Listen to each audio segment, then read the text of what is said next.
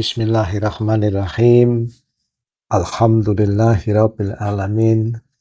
Ala kulli ni'amin walhamdulillahirabbil alamin. Ala kulli halin walhamdulillahirabbil alamin. Wala haula wala quwata illa billahil aliyyil azim. Allahumma shalli ala sayyidina Muhammad wa ali sayyidina Muhammad wa ajil faraja ali sayyidina Muhammad. Warzuqna fid dunya ziyaratahum wa fil akhirati syafa'atahum. Waghfir lana dzunubana kullaha bihaqqi Muhammadin wa alihi thahirin. Assalamualaikum ayuhan nabi wa rahmatullahi wabarakatuh. Assalamu alal a'immatil hadin al mahdiyyin. Assalamu ala jami'i anbiya'illah wa rusulih malaikatih. Assalamu alaina wa ala ibadillahi sholihin. Assalamualaikum warahmatullahi wabarakatuh. Para pemirsa Majulah Hijabi TV yang mudah-mudahan ada dalam Barokatul Muhammadiyah. Sayyid Muhammad Mahdi Bahrul Ulum yang dikenal dengan nama Sayyid Bahrul Ulum dalam risalah As-Sair wa Suluknya mengutip sebuah riwayat dari Kanjeng Nabi sallallahu alaihi wasallam. Man akhlaso lillahi arba'ina sobahan zoharat ya nabiul hikmah min qalbihi ala lisani. Barang siapa yang berikhlas kepada Allah selama 40 pagi, maka akan memancar al-hikmah. Ya nabiul hikmah. Mata air hikmah min qalbihi ala lisani. Dari hatinya ke lisannya. Kemudian Sayyid Muhammad Husaini Tehrani dalam catatan kaki atau anotasi atas risalah dari Sayyid Bahrul Ulum ini mencatat bahwa ada beberapa riwayat yang mirip-mirip redaksinya dari berbagai sumber. Misalnya dari As-Saduq Uyunul Akhbar Ridho, ma akhlaso abdun lillah, tidaklah seorang hamba berikhlas kepada Allah Azza wa Jalla arba'ina sobahan selama 40 pagi illa kecuali jarat yana bi'ul hikmah, mengalir mata air hikmah min qalbihi, dari hatinya, ala lisani, ke lisannya. Jadi di sini dua redaksi ini sangat mirip. Kata kunci pertama adalah berikhlas kepada Allah, mengikhlaskan diri kepada Allah selama 40 pagi. Jadi berikhlas, kemudian 40. Kemudian kata kunci ketiga adalah memancar mata air hikmah. Kata kunci keempat adalah aliran air mata hikmah itu dari hatinya ke lisannya. Jadi ini seolah-olah menunjukkan sebuah keadaan di mana seseorang sudah bisa mengendalikan lisannya. Dia tidak pernah mengucapkan apapun yang tidak sesuai dengan akal budinya, yang tidak sesuai dengan butir-butir atau prinsip-prinsip hikmah yang ada dalam hatinya yang sudah dipancarkan oleh Allah. Jadi mungkin ini yang menunjukkan bahwa keadaan orang yang sudah berikhlas selama 40 hari ini nanti bisa diketahui dari salah satu yang penting adalah dari amalnya sehari-hari, lebih khusus lagi lisannya. Biasanya kalau orang sudah bisa mengendalikan lisannya, insya Allah dia bisa mengendalikan perbuatan fisiknya yang lain. Karena salah satu perkara yang paling sulit adalah mengendalikan lisan. Apalagi seseorang yang ketika mengungkapkan sesuatu selalu ada dalam kaidah-kaidah yang terukur, selalu qaulan layyinan, perkataan yang lembut, selalu merupakan perkataan yang benar, selalu merupakan perkataan yang menyentuh hati, selalu merupakan perkataan yang membuat orang lain menjadi lebih baik. Ini bukan hal yang mudah, dan ini bisa dicapai salah satunya kalau orang itu sudah mencapai makom ikhlas selama 40 hari. Mencapai makom ikhlas. Jadi sudah ada dalam keikhlasan selama 40 hari. Nah, kemudian redaksi lain adalah man akhlaso abdan lillahi arba'ina yauman. Ya, barang siapa mengikhlaskan seorang hamba kepada Allah, ini mungkin yang dimaksudkan adalah barang siapa yang mengikhlaskan dirinya sebagai seorang hamba kepada Allah. Ini menarik ya. Bisa jadi seorang itu pada dasarnya semua makhluk adalah hamba Allah, tapi mayoritas manusia mungkin belum mengikhlaskan dirinya sebagai hamba kepada Allah. Hamba murni Allah itu adalah suatu derajat yang sangat tinggi. Makanya kita dalam syahadat mengatakan bahwa asyhadu anna Muhammadan abduhu wa rasul. Dan juga dalam surat Al-Isra, subhanalladzi asra bi abdihi lailan.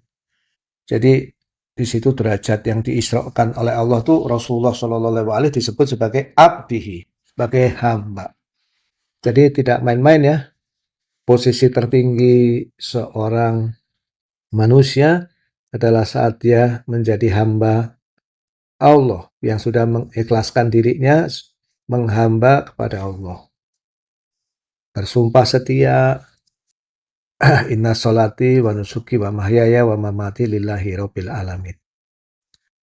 Allahumma sholli ala Sayyidina Muhammad wa ali Sayyidina Muhammad. Saya teruskan anotasi dari Syed Muhammad Husain Tehrani ini. Man akhlaso abdan lillahi arba'ina yauman. Barang siapa yang mengikhlaskan dirinya sebagai seorang hamba kepada Allah selama 40 hari. Fajjarallahu lahu yana bi al-hikmah. Maka Allah akan memfajarkan baginya mata air hikmah. Barangkali ini fajjaro yufajjiru tafjiron ya. Jadi mengalirkan, memfajarkan baginya mata air hikmah min qalbihi ala lisanih, dari hatinya ke lisannya.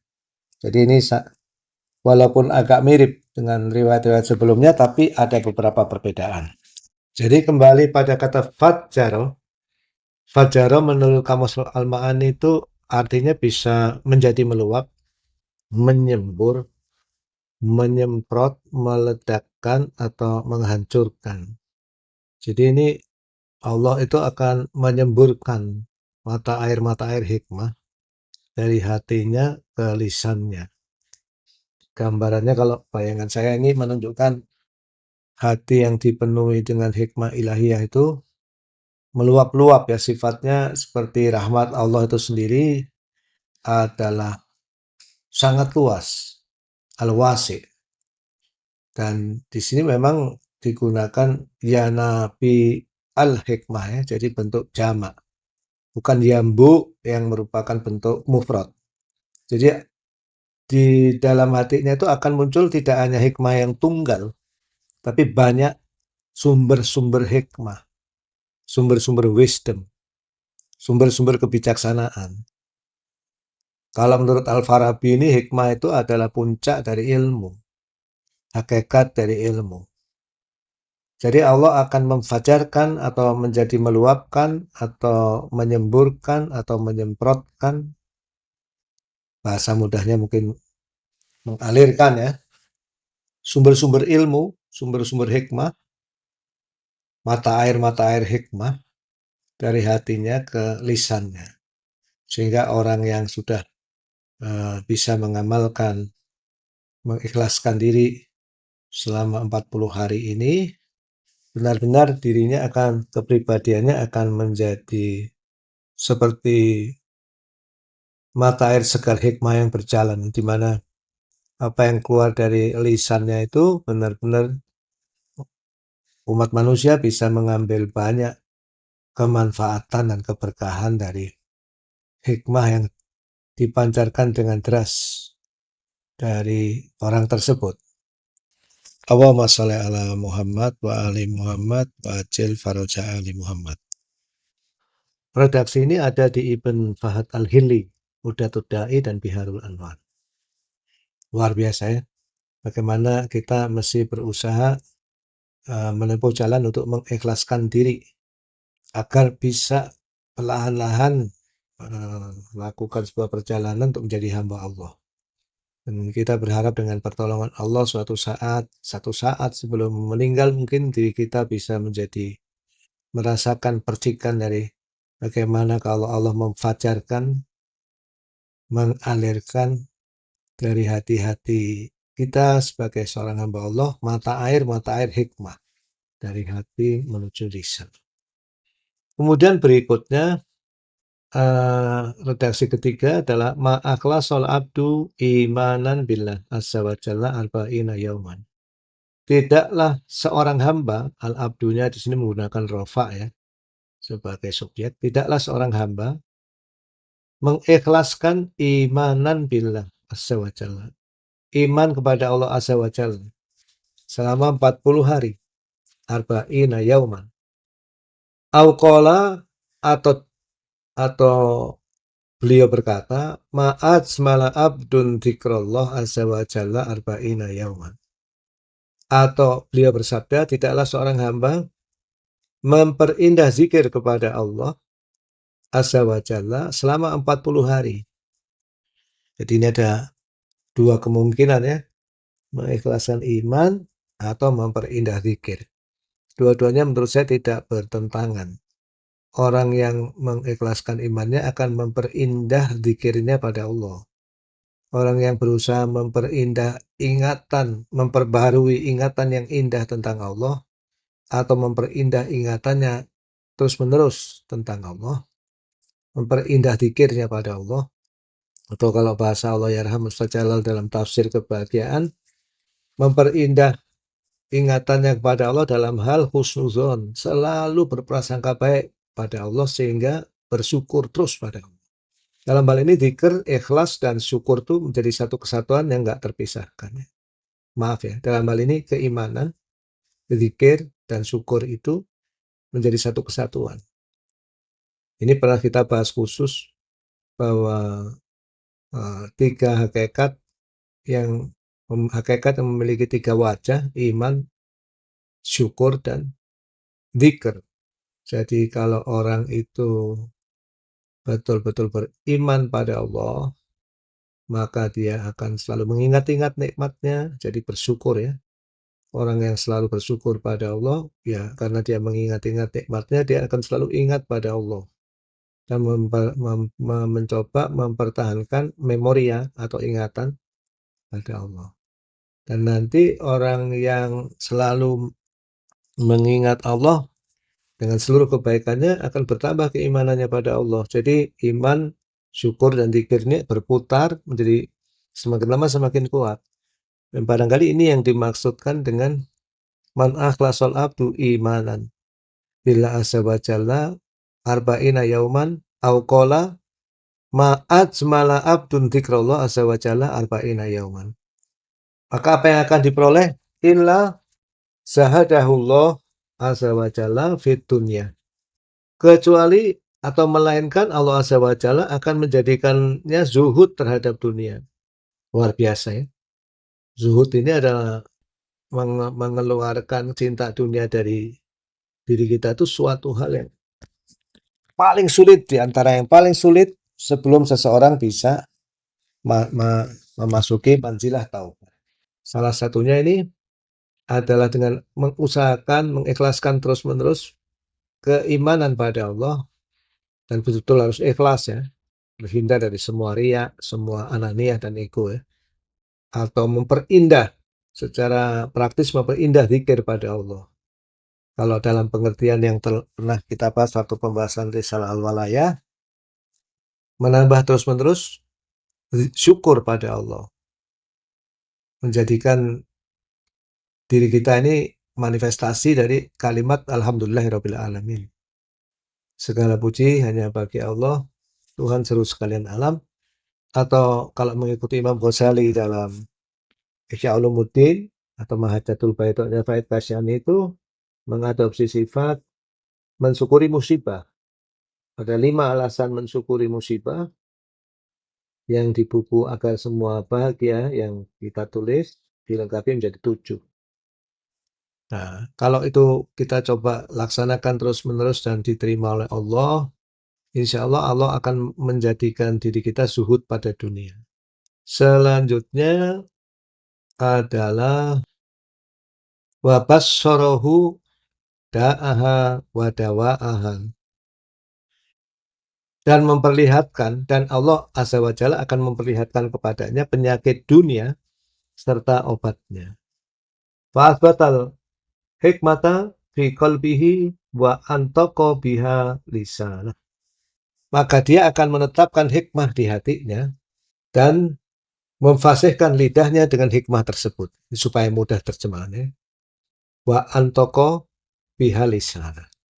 Jadi Allah yang akan menetapkan hikmah di hatinya dan Allah yang akan menjadi lidahnya saat ia mengucapkan sesuatu, dalam arti kata dipancarkanlah mata air hikmah itu dari hati hamba yang sudah disuhudkan oleh Allah ini tadi, ya, mengalir menuju lidahnya. Jadi lidahnya akan terliputi oleh hikmah tersebut.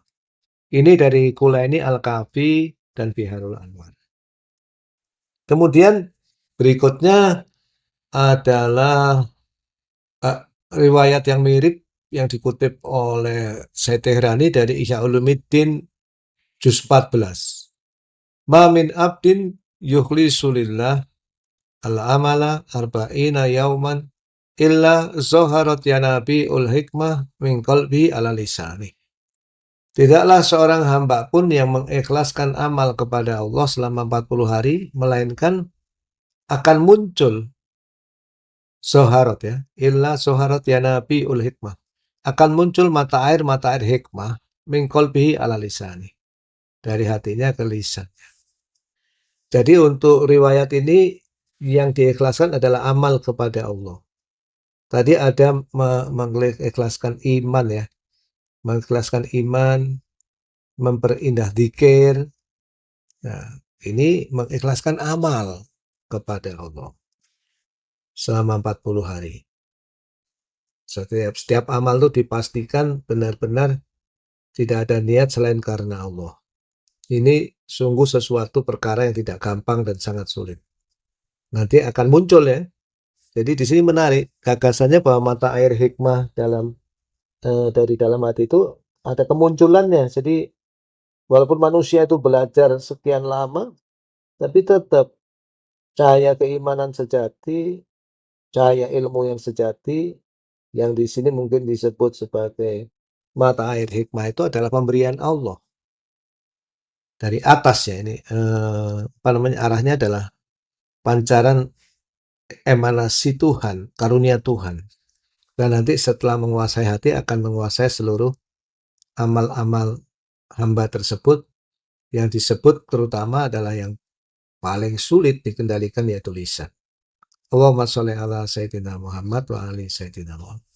Bapak, Ibu-ibu, kalau kita melihat pembahasan lebih lanjut dari sisi interpretasi filosofis menurut pemahaman saya, bahasa itu adalah rumah keberadaan.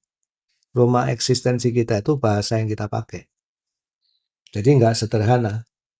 Tindakan kita ini sebetulnya di-framing atau dikuasai oleh pikiran kita. Pikiran kita itu terdiri dari kata-kata, kalimat-kalimat, dan bahasa-bahasa. Itulah yang kita keluarkan di lisan kita adalah bahasa. Jadi ketika dari hati itu sudah menjadi mata air hikmah dan turun ke lisan, ini mungkin artinya secara lebih luas menguasai seluruh rumah bahasa kita dalam pikiran kita. Sehingga seluruh tindakan kita menjadi baik juga kalau jalur pancaran hikmah dari hati ke lisan ini sudah sempurna. Allahumma sholli ala Muhammad wa ali Sayyidina Muhammad wa ajil farajah. Jadi harus kita ingat betul bahwa bahasa itu adalah rumah eksistensi kita. Hati-hati, kita harus membiasakan diri kita berbahasa, mengendalikan lisan. Dan mudah-mudahan pelan-pelan Allah gantikan bahasa-bahasa kita yang penuh aib dengan bahasa-bahasa dari yang diridhoinya melewati ya Nabiul Hikmah, mata air hikmah yang ia anugerahkan pada kita semua bihaqi Muhammad wa ali Muhammad wa ajil faraja ali Muhammad. Nah, kemudian berikutnya masih dari Ihya Ulumuddin, ini juz 13, man zahada fid dunya arba'ina yauman wa akhlasa fihal ibadah ajrallah lahu ya nabi al-hikmah min qalbihi ala lisanih. Barang siapa berzuhud pada dunia selama 40 hari. Nah, ini menarik. Zuhudnya di sini dijadikan sebagai syarat. Kenapa? Ya, karena orang nggak mungkin mengikhlaskan diri pada Allah sebelum dia menahan pandangan matanya dari cinta dunia. Walaupun tidak akan mencapai makom zuhud yang sejati yang akan dianugerahkan Allah, tapi harus berusaha menolehkan pandang mata kita dari gemerlap dunia. Minimum dari hal-hal yang haram. Apalagi kalau bisa dari yang makruh.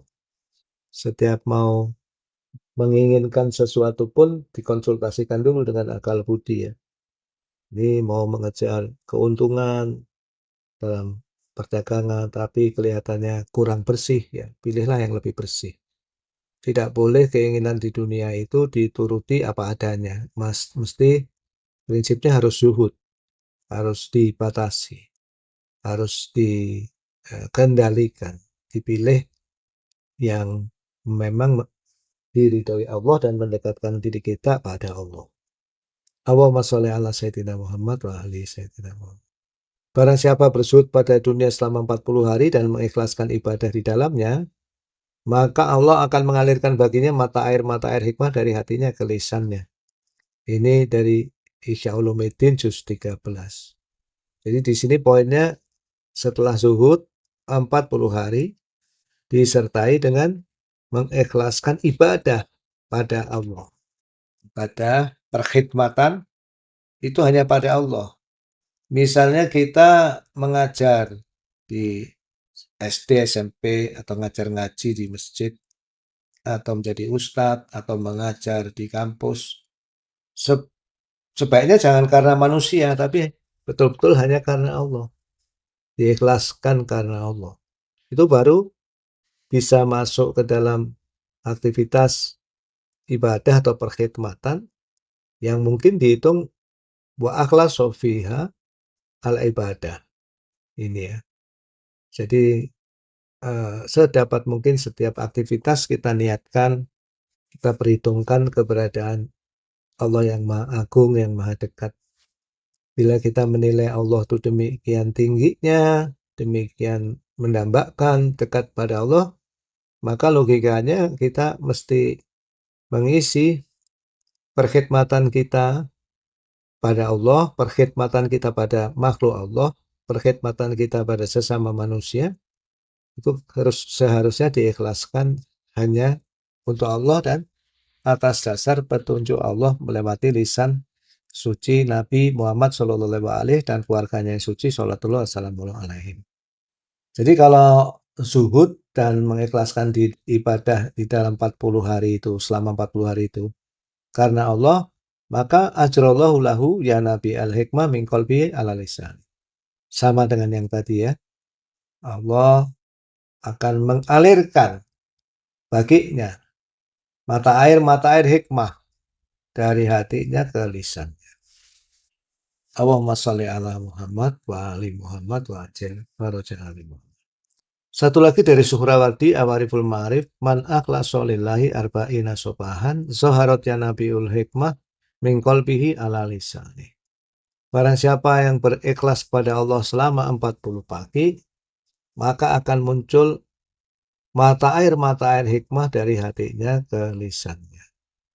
Allahumma sholli ala Sayyidina Muhammad wa ali Muhammad wa ajil faraja ali Sayyidina Muhammad. Warzuqna fid dunya ziyaratahum wa fil akhirati syafa'atahum. Wa fil lana sunubana kullaha bihaqqi Muhammad wa ali Muhammad. Jadi tadi kita sudah membahas mengenai berbagai redaksi dari riwayat mengenai barang siapa yang berikhlas kepada Allah selama 40 pagi, maka akan muncul atau akan mengalir atau akan memancar mata air hikmah dari hatinya ke lisannya. Hadis ini diriwayatkan dengan kata-kata yang berbeda-beda namun pengertian yang kurang lebih sama. Kita telah melihat dengan dua mata kita dan mendengar dari yang lain bahwa angka 40 ini memiliki akibat khusus pada aktualisasi potensialitas seseorang menuju kesempurnaan kebaikan-kebaikannya. Suatu perjalanan menuju manazil atau manzil-manzil jalur rohani dan mencapai tempat-tempat perhentian atau marohil yang ditinggikan. Kira-kira demikian penjelasan Sayyid Bahrul Ulum. Anotasi atau catatan kaki dari Syed Tehrani, apa yang dimaksud dengan manazil atau tahap-tahap ini adalah bentuk jamak dari manzil. Adalah tempat-tempat di mana pejalan biasanya berhenti untuk beristirahat. Ya, manazil itu tempat-tempat di mana pejalan biasanya berhenti untuk beristirahat. Barangkali bahasa modernnya itu rest area atau lodgement atau penginapan atau apapun ya. Tempat-tempat ini menurut saya Tehrani biasanya berjarak 4 farsah satu sama lain, sekitar 21,5 km. Sedangkan marohil adalah bentuk jamak dari marhalah, yang menunjukkan kepada jarak 1 hari perjalanan, yang sama dengan 2 manzil, jadi kira-kira 8 farsah. Jadi kalau dalam fikih Ahlul Bait itu kira-kira 8 farsah itu adalah jarak bolak-balik perjalanan yang mulai dikenakan hukum-hukum musafir. Jadi marohil itu kira-kira adalah jarak musafir itu disebut betul-betul musafir dalam perjalanan, sedangkan manzil itu adalah setengahnya. Sayyid Bahrul Ulum menuliskan bahwa jagat-jagat kehidupan atau tingkat-tingkat kehidupan atau tingkatan-tingkatan realitas adalah sebuah himpunan marhalah di mana penyelesaian satu makom dan memasuki yang lain tidak lain adalah menyelesaikan satu tingkat atau satu jagat atau satu semesta memasuki tingkat atau jagat atau semesta yang lain. Maka derajat-derajat dalam tiap jagat atau tiap tingkat adalah mirip tahap-tahap atau manzil sebuah perjalanan, di mana menyelesaikan satu tahap dan memasuki tahap yang lain adalah menyelesaikan satu derajat dan memulai tahap yang lain. Tahap-tahap perjalanan bisa banyak, namun dalam tiap tahap itu ada tujuannya, ada goalnya, ada sasarannya. Ada banyak tempat perhentian atau stasiun pada jalur perjalanan rohani, namun kesempurnaan tiap perjalanan itu ditandai dengan 40 hari. Yaitu 40 hari menandai kesempurnaan suatu jagat atau suatu alam atau suatu tingkatan. Simbolisme angka 40 ini penting. Pengulanan lempung Adam alaihissalam, Nabiullah Adam alaihissalam dengan tangan-tangan Tuhan, yaitu kekuatan Allah, dilakukan dalam 40 hari. Ada sebuah riwayat, Khomartuti nata Adam biyadayah arba'ina sobahan. Aku Allah telah menguleni tanah Adam dengan kedua tanganku biyadayah selama 40 pagi. Riwayat ini diriwayatkan oleh Najmuddin Razi dalam Mirsyadul Ibad halaman 38 dan dalam Risalah Ishq wa Aql halaman 83. Jadi ini karena aku begitu, ini berarti hadis qudsi ya. Riwayat ini juga diriwayatkan dari Kanjeng Nabi Shallallahu alaihi wasallam bahwa innallaha khammarati nata adama biyadihi arba'ina sobahan. Sesungguhnya Allah telah menguleni tanah Adam dengan tangannya selama 40 pagi. Ini dari Ghazali Ihya Ulumuddin juz 14. Suhrawardi berkata, ia diciptakan dari bumi dan lempungnya, ditinggal selama 40 hari. Sedemikian hingga ia dijauhkan dari kehadiran ilahiyah dengan 40 hijab. Ia telah dengan sengaja diberikan dengan hijab-hijab ini yang memungkinkan Nabi Adam itu alaihissalam atau secara umum manusia ya, untuk mengejar dan membangun dunia ini dan mencegahnya dari kehadiran ilahiyah dan jagat-jagat atau tingkat-tingkat atau alam-alam purba atau alam-alam kedekatan. Jadi ini menarik ya. Ini ceritanya kayak gitu. Kalau manusia itu tidak dijauhkan dengan 40 hijab ini, dunia nggak akan dibangun karena semua manusia terserap dalam keindahan ilahiyah dan tidak akan ada peradaban dan berbagai kisah yang demikian indah dan menawan di dunia ini. Di kisah yang demikian indah ini munculnya dari jauh tapi dekat, dekat tapi jauh. Bahwa manusia ini dijauhkan dari Allah tapi pada dasarnya ruhnya ditiupkan dari Allah. Jadi Allah itu lebih dekat dari urat leher sekaligus ada 40 hijab. Terjemah kitab ke dalam bahasa Inggris ini menambahkan dalam bahasa Arab yad atau tangan itu mengisyaratkan kekuatan dan dua tangan menunjukkan kekuatan penuh. Dalam banyak tempat dalam Al-Quran dan riwayat-riwayat, dua tangan Tuhan ini mengisyaratkan atau mengimplikasikan kekuatan tertinggi. Jadi Adam alaihissalam itu diciptakan dengan kekuatan tertinggi Tuhan sebagai makhluk yang paling sempurna. Dan tentu yang paling sempurnanya tidak lain adalah Muhammad Shallallahu Alaihi Wasallam. Dalam riwayat di atas itu juga bisa menjadi rujukan gambaran pembauran langsung kasih dan kesempurnaan wujudiyah atau eksistensial dari Tuhan dengan sedikit perantara atau bahkan tanpa perantara. Wa sholli ala Muhammad wa ali Muhammad wa ajil farajahum. Kalau kita lihat kembali ke angka 40 ini, memang misalnya dalam Quran surat Al-Baqarah ayat 51, Auzubillahi minasyaitonirrajim, bismillahirrahmanirrahim.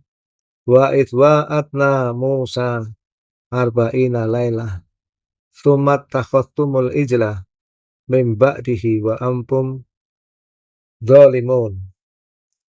Ketika kami menjanjikan kepada Musa 40 malam, kemudian kalian, Bani Israel maksudnya ini, menjadikan anak sapi maksudnya sebagai sembahan setelahnya, dan kamu atau kalian orang-orang yang zalim, atau kalian menjadi orang-orang yang zalim. Nah, di sini disebutkan janji kepada Nabi Musa adalah 40 malam. Kemudian dalam ayat lain dalam surat Al-A'raf ayat 142, A'udzubillahi minasyaitonirrajim, bismillahirrahmanirrahim. Wa wa'adna Musa thalathina lailah wa atmamnaha bi asrin fatamma miqatu rabbih arba'ina lailah.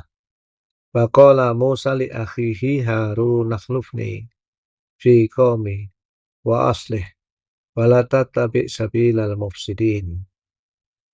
Kami telah menjanjikan Musa 30 malam. Kami sempurnakan jumlah malam itu dengan 10. Maka lengkaplah waktu yang ditentukan Tuhannya 40 malam. Dan berkata Musa kepada saudaranya Harun, gantikanlah aku dalam kaumku, perbaikilah, dan janganlah engkau mengikuti jalan orang-orang yang berbuat kerusakan. Allahumma sholli ala Sayyidina Muhammad wa ali Sayyidina Muhammad wa ajil farajah Sayyidina. Para pemirsa Majulah Hijabi TV yang mudah-mudahan senantiasa ada dalam Barakatul Muhammadiyah. Ini adalah sebagian di antara pentingnya angka 40 ini.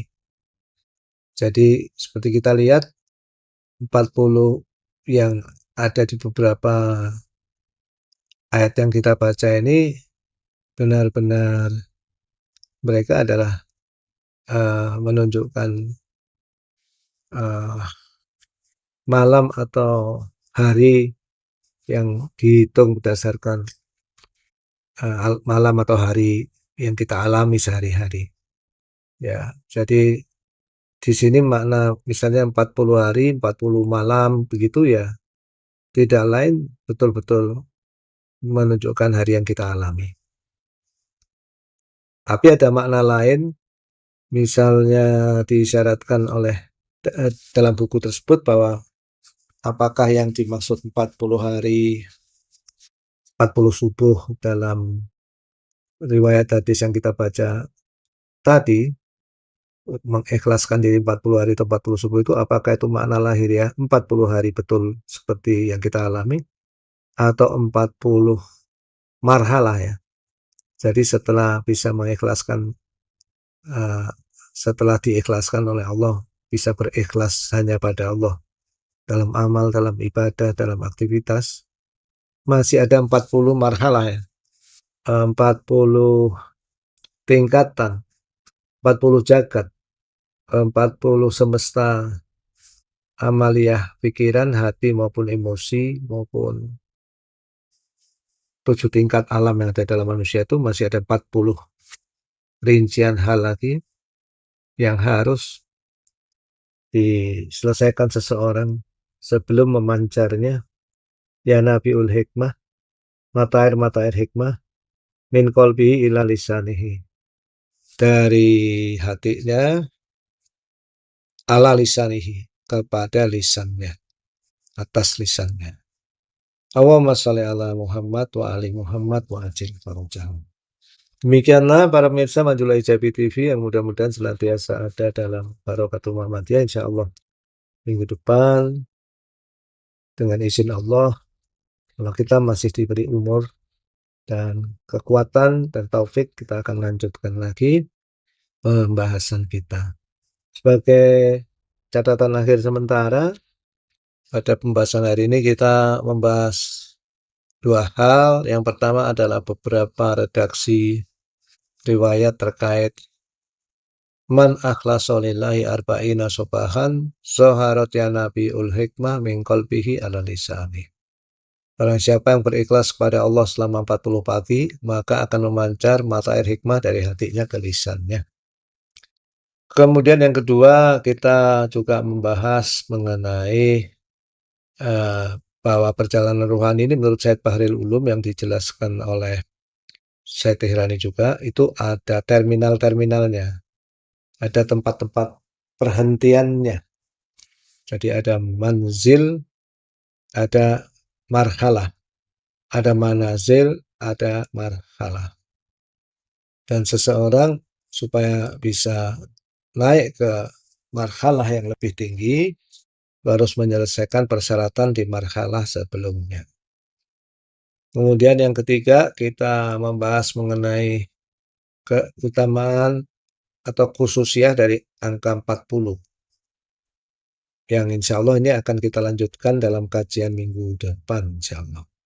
Yang keempat, kita membahas bahwa kemungkinan makna 40 hari itu bisa mungkin bermakna lahiriah, bisa juga bermakna batiniah, tidak lain adalah 40 tingkatan setelah mencapai kondisi keikhlasan yang disebutkan.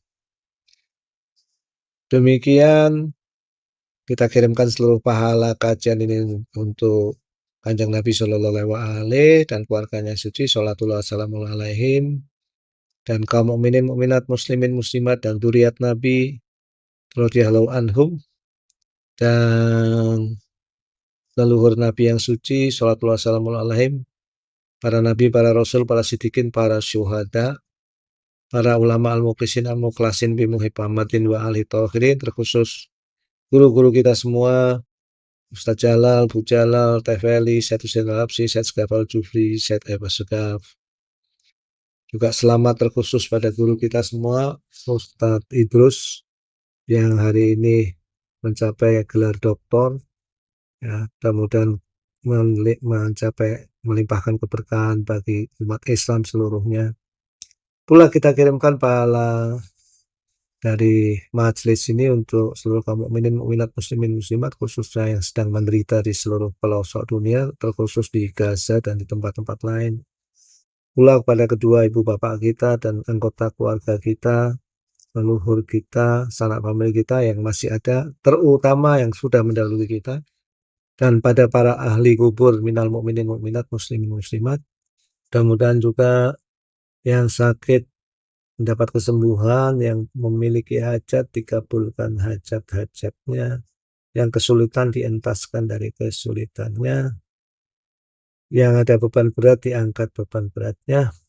Dan mudah-mudahan keberkahan dari kajian ini juga mengalirkan semua kebaikan yang hanya ada dalam ilmu Allah dan menghindarkan kita semua dari keburukan yang ada dalam ilmu Allah. Al-Fatihah tasbih wa salawat salam wa Muhammad wa ajil farajam. Bismillahirrahmanirrahim. Shalli ala Sayyidina Muhammad wa ali Muhammad wa ajil farajam. Allahumma adkhil ala ahlil kuburi surur. Allahumma ahli kula fakir. Allahumma asfi' kula ja'i. Allahumma aksu kula uryan. Allahumma qbi baina kula madin. Allahumma farij an kulli makrub. Allahumma rudda kula qarib. Allahumma fuka kula asir. Allahumma aslih kula fasid min umuril muslimin. Allahumma shfi kula marid. Allahumma sutta faqrana bihinak. Allahumma ghair su'a khalina bi husni khalik. Allahumma qdi anna daina wa aghnina minal faqr innaka ala kulli syai'in qadir. Rabbana zalamna anfusana fa illam taghfir lana wa tarhamna lanakunanna minal khasirin. Allahumma adkhilna fi kulli khair adkhalta fihi Muhammadan wa ala Muhammad. Wa akhrijna min kulli syarr akhrajta minhu Muhammadan wa ala Muhammad. Wa alhiqna bis sholihin waj'al akhira akibatana khairan bihaqi Muhammadin wa ali Muhammad. Al-Fatihah tasbih wa salawat. Wa ma taufiqi illa billah alaihi tawakkaltu wa ilaihi unib. Wassalamualaikum warahmatullahi wabarakatuh.